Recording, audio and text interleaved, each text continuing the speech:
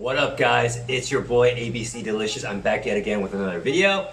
Now, if you didn't know this video was coming, I'm gonna let you guess what this video is about. My last video, you guys still have time to like, subscribe, and comment on it, was about basically my previous phone, which was the Huawei Mate 20X, which I've been rocking for about 2.5, 3 years.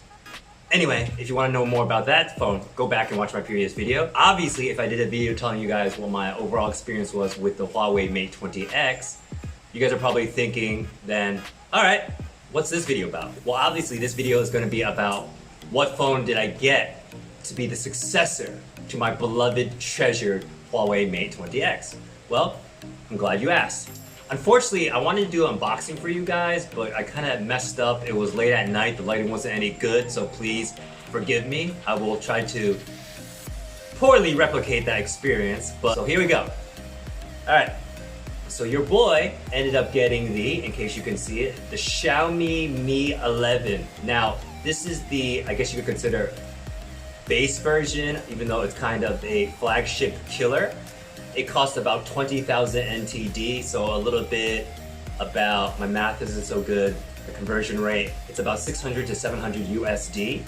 So if you compare that to the flagships like Samsung, Apple, etc., which are definitely at the $1,000 price point or even higher, this is quite a steal. So I'm gonna tell you why throughout the video, okay? So let's do the unboxing. Ooh. Your boy loves a white box. Forgive me, Flossy Carter, for stealing your line, but you know how it is. So it seems like it's a very simple box, okay? So I'm gonna open it up. Okay. All right. I was a little bit worried because initially I didn't know, because I heard Xiaomi's kind of doing this thing, I don't know if they copied it from another company, where they're sending out the phones in thinner boxes because it's more eco-friendly, without the charger. Now, why is that important to me? Because in this case, the Xiaomi Mi 11 series, one of its standout features is it comes bundled with a 55-watt wired charging, so super quick. I don't know what that means, maybe 0 to 100% in half an hour, 45 minutes, that kind of thing. So let's open it up. Open it up. Okay. You got the Xiaomi little booklet. Again, I already unboxed this, so I don't have all the stuff. I've already tossed it. Little book. Oh, dongle, which is very interesting to me because I was kind of a guy who was ride or die with the headphone jack. I was kind of getting annoyed that companies were starting to get rid of the headphone jack. Thank you, Apple. Thank you, Samsung, for copying, and then everyone was copying them. But I realized at the end of the day, all my headphones are Bluetooth wireless. I don't like using wired headphones because they get tangled in my pants. After a while, like one side of the earbuds will inevitably lose its sound. So actually, I'm okay with that. It doesn't really bother me too much. Okay, open the box some more. All right, what we got here? All right, chuck it. All right, here we go. Here's the beast, like I said. Let's pop it out. All right. Before we look at this, let's see what else we have. We have this. We have a protector, a case. Not the best one. It's definitely thin. It's definitely not going to protect very well, but it's really good that they did bundle one in the box. Some companies aren't even giving you this anymore, so I highly appreciate them doing this, but obviously I'm not going to use this one because if I drop my phone in this, it definitely will self-destruct, I would say. So, all right. Like I said, the bundled 55-watt charger. It has a nice kind of like red accent in there. I guess that's supposed to mean like full speed ahead, I guess. So I haven't actually used this yet. I kept it in the box. I've been using my Mate 20X to charge, and it takes a really long time. I would say one thing about this phone, I've been playing around with it for a few days. It definitely takes longer to charge if you don't use the included 55-watt charger. I don't remember what the Huawei Mate 20X is. And another thing, when I was playing with my Mate 20X and I plug it into a battery extender, even though I'm playing it or I'm using it, the power would still steadily increase in the battery. With this, I noticed if I do that, it's basically gonna stay in the same range. It's not like, for example, if I'm at 20%, maybe I use it for half an hour with my Mate 20X with a normal charger, connected into the battery extender. It might get to like 40% after a half an hour. With this one, if you use a regular charger, it's gonna stay around 20%, maybe it'll go to 25%, that kind of thing, especially if you're gaming. Not really a gamer, but I just noticed that when I was kind of playing with YouTube, making videos, that kind of thing. So that's the hub. And then here is the included USB. Kind of like it. White's very classic. For me, it looks very clean, but the only issue with it, I would say, is it gets dirty really fast, and it gets kind of jaundiced, kind of yellowy really quickly. So that's about it. Let me show you the Xiaomi Mi 11. It has a pretty nice back. I don't know if you could tell, but depending on how you kind of turn it around, it hits different lights and it kind of shimmers around. So it has like a really nice effect. Usually I would put like, not a D brand skin because they don't want a partnership with me yet, but I would put some kind of skin on the back that would cover it up, some kind of design, samurai, Ninja Turtles, Avengers, that thing. But I feel like this is so beautiful on the back actually. Besides, well, I think the camera array could look a little bit nicer. It is very unique, I would say, but definitely the back. This is the blue, and I believe in Taiwan they are also selling the black, and then I guess globally they also have a white version, and maybe a dark blue, but in Taiwan we only have this one in the black. I love black. Black is one of my favorite colors, but I think the blue looks very nice. So now that is over, I'm going to put it in the case I actually got. It's one of those like bumper cases. It protects a lot better. It's no brand. It's kind of one of those, I don't want to say bootleg, but I don't think it's a very famous brand, but definitely this one would be a lot better than the included one that they gave you. Like if I dropped it with this one, I don't feel good, but definitely feel a little bit safer. Like this, you see the camera is not even protected at all. So here we go.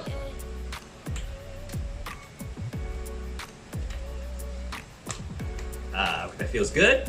And then of course I have the screen protector on it. All right, and it has a very nice always on display, which is a very cool feature. Some people think that it would drain the battery, but I don't think it does.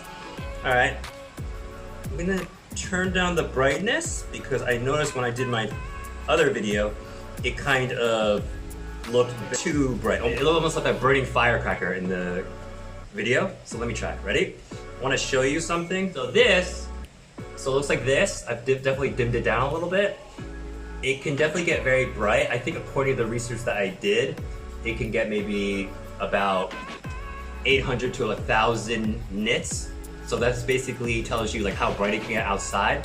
I do know if you put it on auto brightness, which I never do because I like to kind of toggle with it myself, it can get to maybe 1,500. So what does that mean? Basically when you're outside and it's a really sunny day, I remember with my Mate 20X, I would have to put it all the way on max in order to see anything.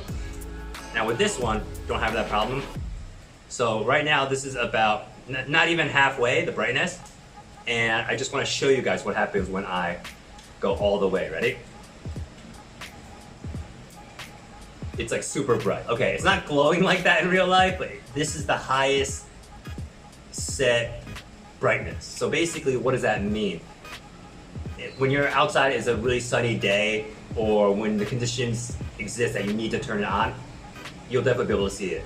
It definitely illuminates the screen, if you will. All right, let me go put it back on normal. So this is my first touchscreen, so I want to show you guys. How am I going to do this? Maybe if you can see this. Ready? Okay. Let me try this. It's a weird angle. Let me see. It's a weird angle. So, but usually when you do the fingers, okay, there we go. All right, let me try that again. I'll show you how fast it is.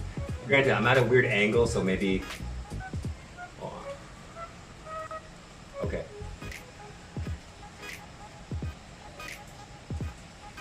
Okay, unlocked, okay? So let me try again.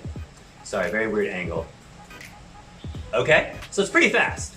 I would say, obviously, if you're eating something and your hands get kind of dirty or they get wet after washing your hands, it's a little bit more sensitive. Otherwise, it's very quick, it's very fast, that kind of thing. Let me try one more time to show you. It's very quick. I'm a big fan of it. I don't know if it's the quickest. Some people say Samsung's are, but it's really good. Besides that, so I've been playing around with it the last couple of days.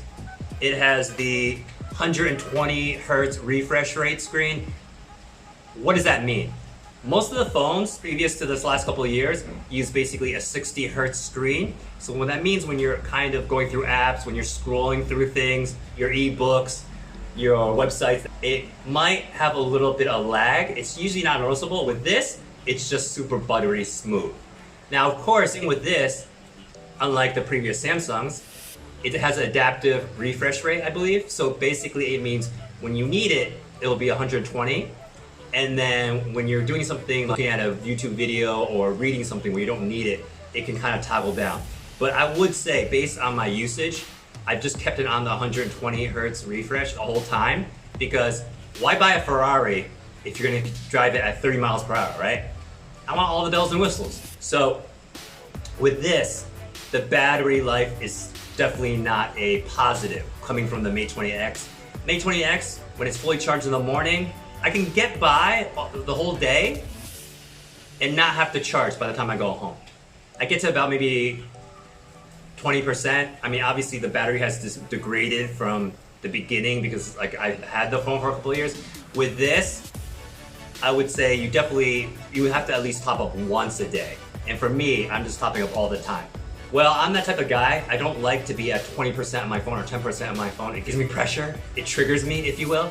So, and also it has that issue which I talked about, which is if you're not using the included 55-watt charging brick and you try to charge it while you're still using it, you're not gonna be able to charge too much. Now, obviously, if you go to sleep at night and you charge it, you're good to go the next day. But I just noticed as a guy who sometimes will charge while he's using the phone, this is not one of those guys, unless you get one of those huge power bricks. Besides that, it's good. Another thing that I've missed while having the Mate 20X is wireless charging. This does accept wireless charging up to 50 watts. I think that's the included Xiaomi one, the stand one. I'm not sure. Obviously, I did my research. You guys can let me know in the comments down below. And cool feature. Well, you know, most of the time I would just plug in the USB and just let it charge like that. But there's some times where you're just gonna take a shower, you're gonna do something for half an hour. If you could just plop it on one of your wireless chargers throughout the house, if you have one or many, like some people do, it's just a cool thing. You don't have to stop and look for the USB, make sure you just plop it down. So it's really good that way. It also has reverse wireless charging, I believe up to 10 watts. I haven't used it before. I probably would not recommend doing that unless you're charging headphones or something like that. I guess theoretically, if you go out with a family member and their phone is dead, you know, you could put it on the table, let them put it on top. Maybe if they have 5%, by the time dinner is over, they'll get up to maybe 20%. It's definitely not gonna give you a full charge, and it's gonna kill your own battery, but it'll let them be able to have peace of mind that they can go home without their phone dying, I would say. So, and then what else? Oh, so I'm coming from the Huawei Mate 20X, which had I believe it's an AMOLED screen with PPI of about, I'm gonna be way off with the numbers. I think it was like in the 300s, like 350, 351, that kind of thing. And this has I believe it was called WKHD, but I'm just gonna call it Quad HD, kind of like the Samsung thing where it basically has a higher tier screen. What does that mean? More pixels, brighter, more detail, and like everything looks a lot nicer. That was one of the things I was missing coming from the Samsung panels, just how bright and how it really invites you in. Now, don't get me wrong, the Mate 20X's screen isn't bad and it's really big, it's really immersive, but when you go to this screen, you definitely notice the screen jump. You're like, wow, this looks so much better. I mean, I just wish there was a world in which I could get this QHD screen on my Mate 20X. Huawei, Samsung, Vivo, Oppo, OnePlus, if you're out there, listen to me. There are people who want a huge phablet. Not every phone has to be 6.5 to 6.7 inches. You can make a nice 7.2 inch phone. Or maybe even bigger. Well, I don't know. I don't know if they could get bigger than that, because then it's gonna be a little bit untenable in your pants. That's what she said. No, I'm just kidding. I would say screen is really good. It's really bright. It's got the 120 Hertz refresh rate screen, so everything's buttery smooth. No headphone jack, like I said before, but the speakers are pretty good. Everything runs pretty smoothly. It uses MUI, which is not everyone's favorite launcher, but for me it's okay. You can play around with all the stuff, and then yes, there is some kind of bloatware, but you can just either uninstall them, or I just kind of put everything that I don't want into a folder called miscellaneous apps. The only downside I would say is probably if you don't use the include charger, it's not really going to charge unless you put it on your charging dock or you plug it in for the night. Otherwise, if you're on your commute and you're playing stuff, you're watching a movie, if you're doing a bunch of things like I usually do, I'm always busy, I have no life, then it's not really going to charge, I would say. Another negative would probably be the lack of a micro SD slot. As a guy who loves that option, I'm a little bit disappointed about that. But, so basically, there's two versions. There's the 128 gigabyte version, and this is the 256 gigabyte version. So, I think for me, I'm a guy who likes to take a lot of pictures, a lot of video. You can ask my friends, my family, they're very annoyed by it. You can tell I'm very Taiwanese because I started taking pictures of my food wherever I go. I never did that back in the States. It's kind of like ooh, I'm eating this food and you can't have it. Or like you're on vacation somewhere like, ooh, I'm so special and you can't be here. I mean, that's what I assume most Instagrammers are doing. That's what I'm doing. No, I'm just kidding. No, it's kind of a weird thing. That's like a topic for another day. So anyway, I would say the camera itself, I haven't put it through its paces yet. So far, it's been pretty good. I've taken some shots in daylight. I would say they're definitely, maybe they're not at the flagship status as a Samsung, a Google Pixel, a iPhone, but they're definitely above the tier below, which is OnePlus, Poco, that kind of thing. I would still say it's a really good camera. I haven't done any video or nighttime shots, and if you want me to do that, let me know down in the comments down below. And besides that, I think it's a very solid phone. Anyway, at the end of the day, on a scale of 1 to 10, I would give this phone a strong, give it an 8 or a 9. It's only been a few days, so it's hard for me to say. All the stuff that you want, it's here. The 128 hertz screen, the Snapdragon 888 chipset, which is the newest one, so everything runs fast. I haven't played any games or anything, but I've noticed everything runs super smooth. I thought the Mate 20X was pretty good, but jumping from that to this, phone upgrade, I would say. I already talked about the wireless charging, the 55 watt wired charging. So basically you go take a shower, you shave. I don't really shave because there's no facial hair, and you can top off really quickly. So I think that's about it. Unfortunately, I don't think this is selling in the US, so you guys are gonna have to look to eBay, that kind of thing to find it. And oh, before I forget to mention, the price is one of the good attributes about it. I think I mentioned it before, but I'll say it one more time. This is a $650, $700 phone that basically hits all the points that you want in a flagship. QHD screen, fast refresh rate, wired charging, fast wireless charging. The only thing that it lacks is, and I'll say it again, lack of expansion for a micro SD card, no headphone jack. Oh, and it also is not IP67 rated or 68, that kind of thing. So you're definitely not gonna wanna take this for your underwater adventures. But besides that, I think it's good. That's it. Maybe I'll do another comprehensive review in the future. Let me know if you're interested in that. And I think that's about it. Again, it would really help me out if you guys comment, like, subscribe. And also, I've said it before, I'll say it again. I just started a podcast with my friends called the Egg Banana Podcast. Please download that. You can find that on Spotify, Apple Podcasts, SoundCloud, Anchor, etc. So, until the next video, peace!